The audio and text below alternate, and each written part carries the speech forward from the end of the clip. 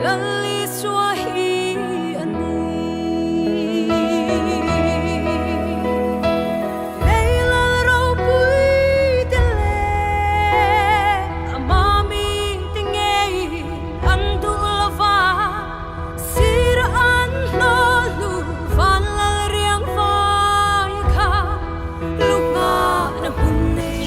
về anh tuy về nghe na này bây giờ thiếm cái vấn thì ta cái ô hay là phê hi chú môi cái gì liên tục nia thiếm mà lom azai lai lai nghe cái ngay là thấy đón lệ ngal anh tin mong hắn sợi chiang te izindon na mi cham ring à zindon là về tu na district PYD Conference aron kal don lo yes cái vấn lom em tin nghe conference chú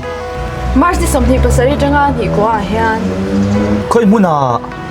UPC Multipurpose Center fan venga chuta chon nei pui po zai don lom in rini zana tanga Sunday zan thlang zai don na yes cái vấn lom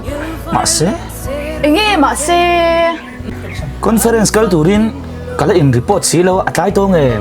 tlai lo ve in report na hun la tam tu in local try te bula in report tanga in local try to ten bialan report ve lenga bial try to ten reception committee an lo shit ve le don lo thla pui la pui nge don nia